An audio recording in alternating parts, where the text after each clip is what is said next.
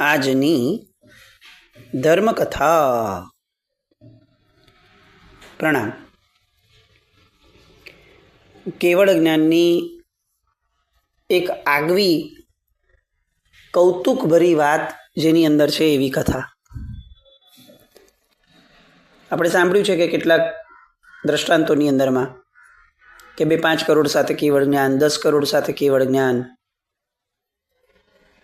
સાંભળી છે વાતો, નથી સાંભળી એવું નથી, પણ તેમ છતાં આ પ્રકારની ક્રિયાઓ દ્વારા કેવળ જ્ઞાન, ક્રિયાઓ કરતાં કરતાં કેવળ જ્ઞાન, એ વાતો હંમેશા આપણને અંદરથી ખૂબ આકર્ષે છે. એટલા માટે નહીં કે આપણને એવું લાગે કે ચાલો ને આ તો ઇઝી વસ્તુ છે, ઇઝી કરતાં કેવળ જ્ઞાન મળી જતો હોય તો શું વાંધો છે. ના, એટલા માટે કે આ આપણી રૂટીન ક્રિયાઓ છે, અને જો રૂટીન ક્રિયાઓ કરતાં કરતાં પણ કેવળ જ્ઞાન મળી શકતું હોય તો આપણી રૂટીન ક્રિયાઓને બને એટલી પવિત્ર બનાવવા પ્રયત્ન કરીએ. ગુણસાગરજીને કેવળ જ્ઞાન, 8 કન્યાઓને કેવળ જ્ઞાન, ગુણસાગરજીના માતા પિતાને કેવળ જ્ઞાન, 8 કન્યાઓના માતા પિતાઓને કેવળ જ્ઞાન. સાંભળીએ તો આશ્ચર્ય થાય કે લગ્નનો મંડપ કેવો હશે કે જેની અંદરમાં લગ્ન કરવા માટે જેટલા ઉત્સુક હતા એ બધાને જ કેવળ જ્ઞાન થયું. લગ્ન કરવા અને કરાવવા જેટલા જણ ઉત્સુક હતા આ બધાને કેવળ જ્ઞાન. ઉત્સવ થયો, ઇન્દ્ર વગેરે આવ્યા અને ત્યાર પછીથી વેશ આપે છે. આ કેવડી ભગવંતો એ દ્રવ્ય વેશને ધારણ કરે છે. ટેકનિકલી એમને કોઈ આવશ્યકતા નથી, પણ આ આઈડેન્ટિટી છે, આ એક સિમ્બોલ છે કે જેના કારણે આ કેવળ જ્ઞાની ભગવંત એમના કેવળ જ્ઞાનનું ઔચિત્ય જે છે એ લોકની અંદરમાં જળવાઈને રહે. અને આ વેશ સાહજિક રીતે ધારણ પણ કરે. કેવળ જ્ઞાનીને આમ પણ ન મોહ બચ્યો છે ન લાગણી બચી છે કોઈ પણ પ્રકારની, એટલે વિરોધ એ એમનામાં શક્ય જ નથી. ઇન્દ્રએ આવીને એમને આપ્યું અને આ પરંપરા છે અને એટલે એમને વેશ ધારણ કર્યા અને ત્યારબાદ વંદન કરે છે. અને પરષદાની જેવી એક આખી સભા, જે લગ્નની સભા હતી એ હવે પરષદા બને છે. અને એ પરષદાની અંદરમાં વિનંતી થતાં ગુણસાગર કેવળી ભગવંત એ એમના 21 ભવોની વાત કરે છે. અત્યાર સુધીના ભવોની અંદરમાં એમને દરેક વખતે જાતિ સ્મરણ જ્ઞાન થતું હતું અને એ જાતિ સ્મરણ જ્ઞાન દ્વારા પોતાના પૂર્વ ભવો એ જોતા હતા. આ વખતે કેવળ જ્ઞાનની અંદરમાં એ પોતાના ભવો જોઈ અને બોલી રહ્યા છે. અનેક જીવો બોધ પામ્યા, અનેક જીવો. એ સમયે આ સુધન નામનો શ્રેષ્ઠી જે અત્યારે અયોધ્યા આવીને બેઠો છે એ ત્યાં હાજર હતો. આ આખા લગ્ન એણે તાદ્રશ રીતે જોયા છે. એ લગ્ન પ્રસંગમાં હાજર હતો એટલે એણે આ બધાને કેવળ જ્ઞાન થતું જોયું છે. એ પરષદામાં બેઠો છે અને 21 ભવ સાંભળે છે, પોતે બોધ પામે છે. અન્ય નગરના જે લોકો છે એ પણ ડોલવા લાગે છે કે શું વાત કરો છો. અને બધાને આશ્ચર્ય થતું ગયું. એમ લોકો પ્રશ્ન પૂછતા ગયા. ગુણસાગર કેવળીજી એ પ્રશ્નોના જવાબ આપતા ગયા. એમાં આ સુધન નામના શ્રેષ્ઠીએ ગુણસાગર કેવળીજીને પૂછ્યું કે પ્રભુ, આ જગતમાં આનાથી મોટું કોઈ આશ્ચર્ય ખરેખર હશે? મેં જે આજે જોયું છે એનાથી મોટું આશ્ચર્ય મારા જીવનકાળ દરમિયાનમાં કે આ જગતની અંદરમાં અશક્ય છે. અને ત્યારે ગુણસાગર કેવળી આ સુધનને એક વાક્ય કહે છે કે તે જે અહીં આશ્ચર્ય જોયું છે એના કરતાં મોટું આશ્ચર્ય તને અયોધ્યાની રાજ્યસભામાં જોવા મળશે.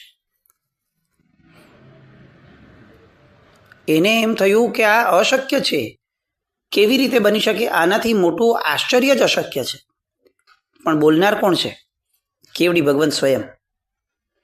એટલે હવે સુધનને મન ચાનક લાગી અને પોતે ત્યાંથી નીકળી અને અયોધ્યા જવા નીકળ્યો છે. અત્યારે આ ક્ષણે આ આખી જે વિતક કથા રૂપક કથા જે ચાલે છે એ આ સુદન શ્રેષ્ઠી પૃથ્વીચંદ્ર રાજાને કહી રહ્યો છે. જે 21 ભવનું વર્ણન એને સાંભળ્યું એ 21 ભવની વાત એને આખી કીધી. છેક શંખ અને કલાવતીથી લઈને જેટલા ભવો થયા એ બધા ભવો જે કેવળી ભગવંતના મોઢેથી સાંભળ્યા એ અહીંયા સુદન શ્રેષ્ઠી પૃથ્વીચંદ્ર રાજાને કહી રહ્યા છે. અને અંતે જ્યારે આખી વાતનું સમાપન કરે છે ત્યારે એ કહે છે કે હવે મને આતુરતા છે કે આનાથી વધુ આશ્ચર્ય શું હોઈ શકે. પણ કેવળી ભગવંતના શબ્દો છે કે આનાથી મોટું આશ્ચર્ય એ તને અયોધ્યાની રાજ્યસભામાં જોવા મળશે. અહીંયા સુદન શ્રેષ્ઠીની વાત પૂરી થઈ. હવે શબ્દોનું કામ પૂરું થયું, વર્ણન કરવાનું. હવે વિચારનું કામ શરૂ થયું. કોનું? તો કે પૃથ્વીચંદ્ર રાજર્ષિનું. આપણને એક આશ્ચર્ય ચોક્કસપણે થવું જોઈએ.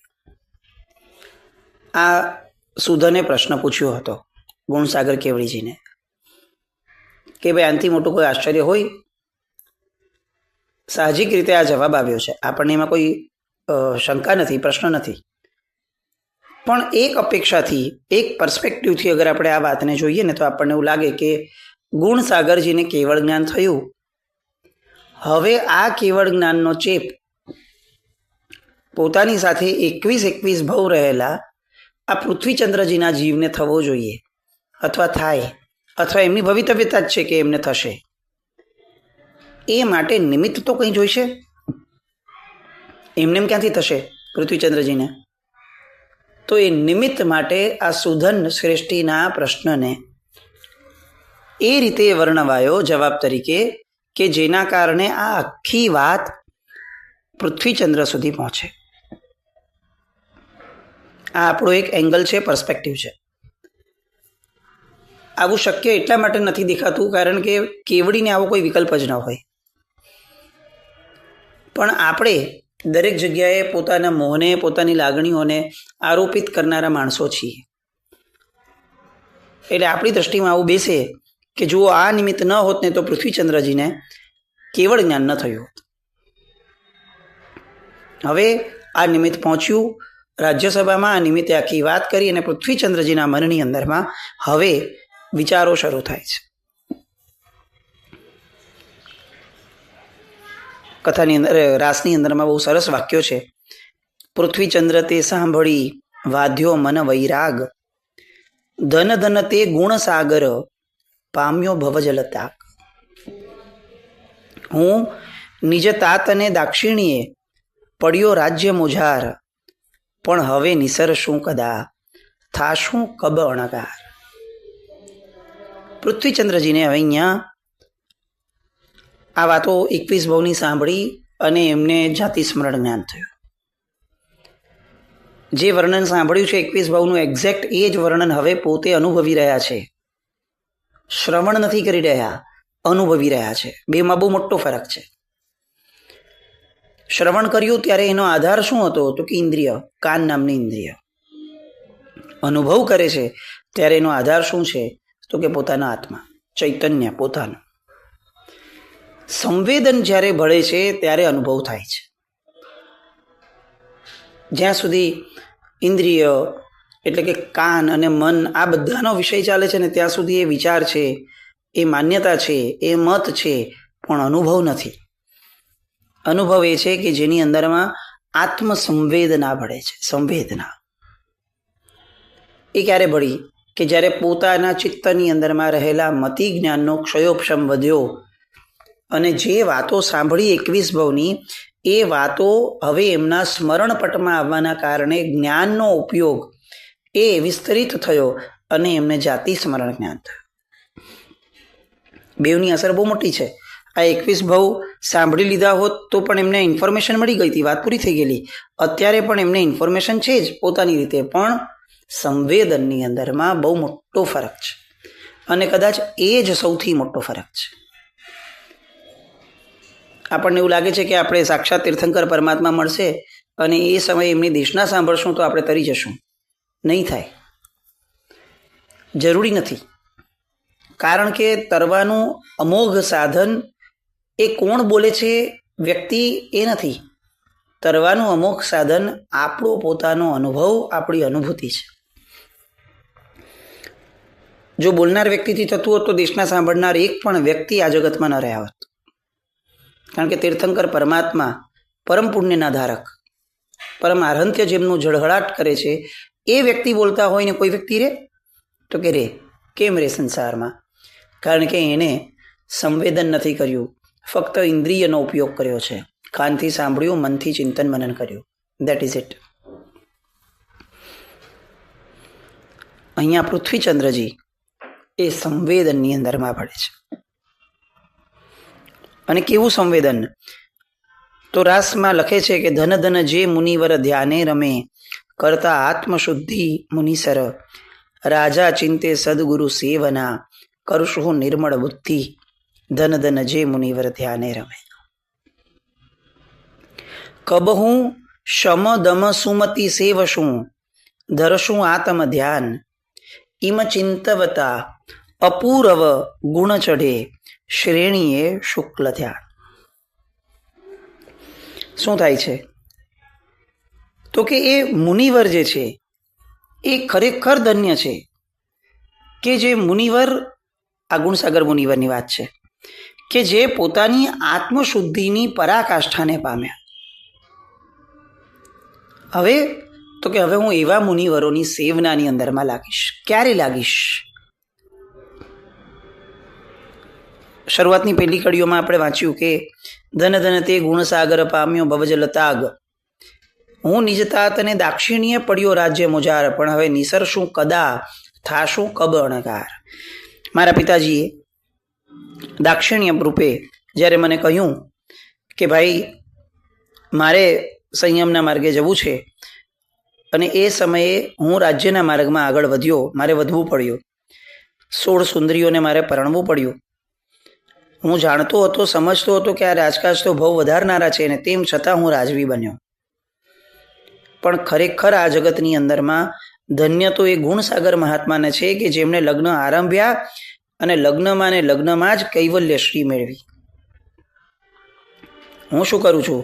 તો કે હું રાજ્ય અને સુંદરીમાં લપેટાયેલો સંસારમાં ઊંડો ને ઊંડો ઉતરતો જાઉં છું.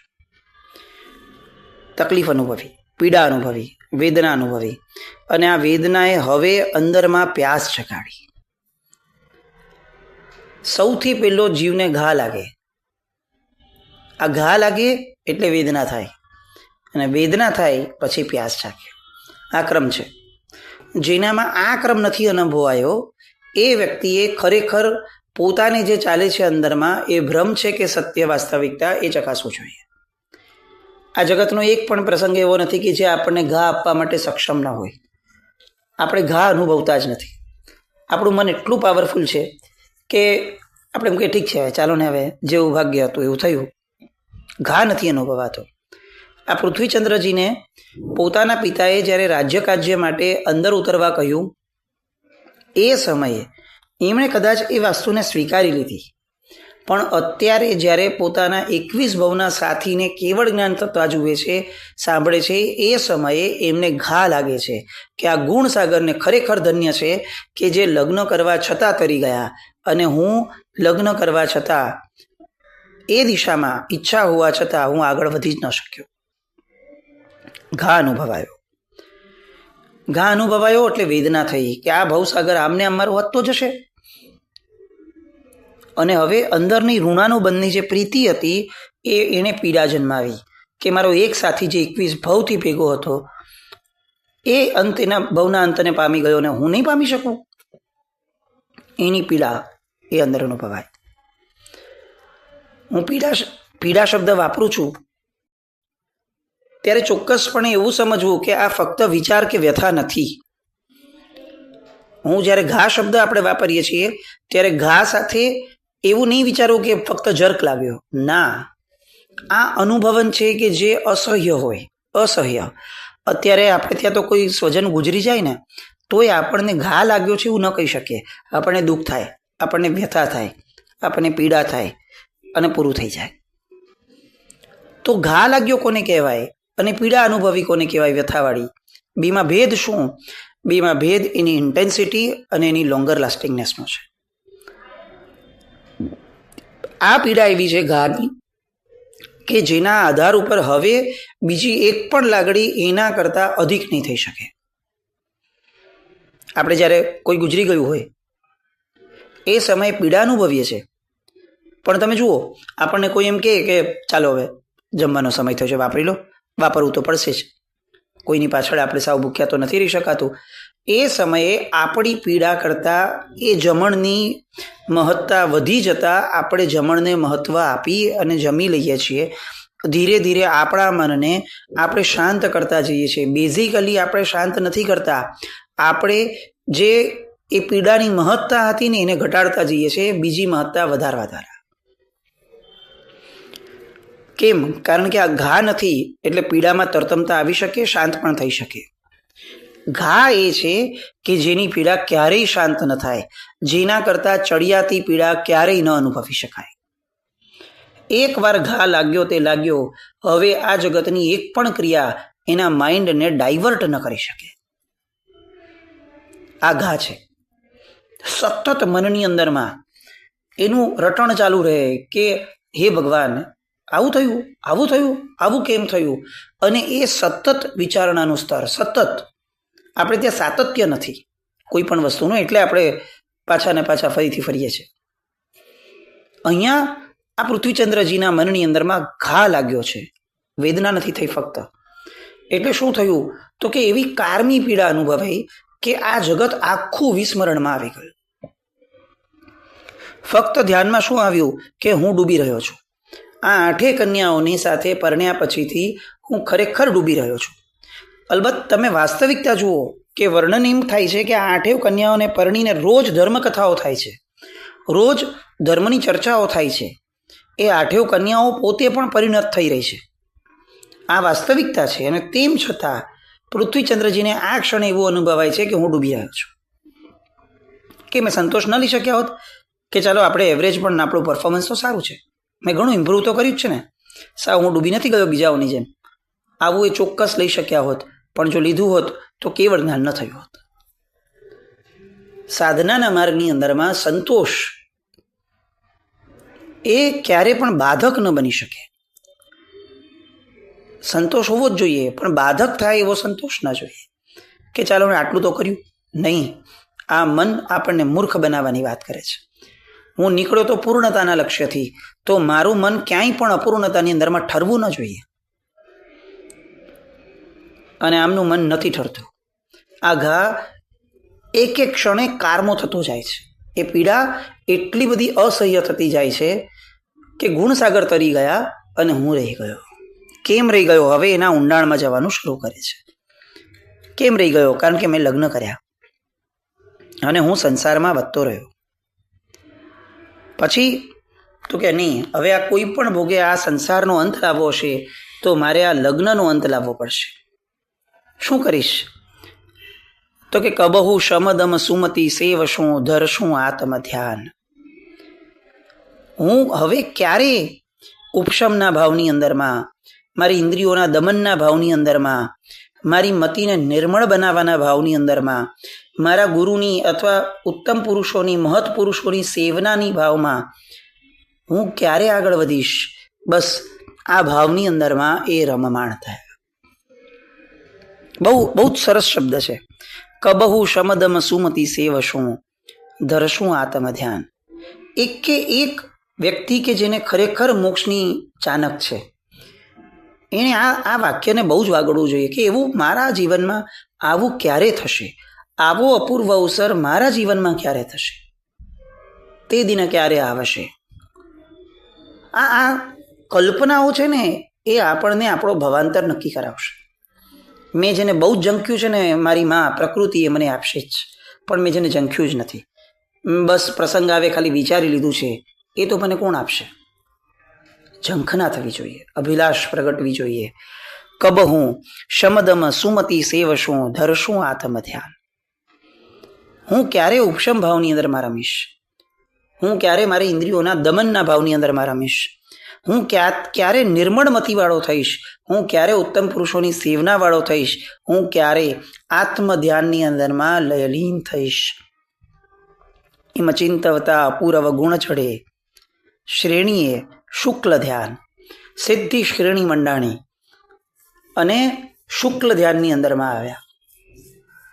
આ કેવી ધ્યાનની પરાકાષ્ઠાઓ હશે. ક્યાં ઊભા છે? રાજ્ય સિંહાસન ઉપર. સિંહાસન પર બેઠા બેઠા આ આખી શ્રેણીઓ ચડ્યા. ઓલા લગ્નની ચોરીમાં શ્રેણી ચડ્યા, આ સિંહાસન પર બેઠા બેઠા ચોરીએ છે શ્રેણી ચડ્યા. આપણે દેરાસરમાં શ્રેણી નથી ચડી શકતા, આપણે પૌષધ કર્યા પછી શ્રેણી નથી ચડી શકતા. આ લોકો એવા બે તત્વો, એના આધાર ઉપર આ લોકો શ્રેણી ચડ્યા કે જે બે તત્વોને નિયમ આપનું સાધન કીધું છે. આપણી અપેક્ષાએ લગ્નમાં કોણ ધર્મ વિચારી શકે? રાજાના સિંહાસન પર બેઠા બેઠા ધર્મ કોણ વિચારી શકે?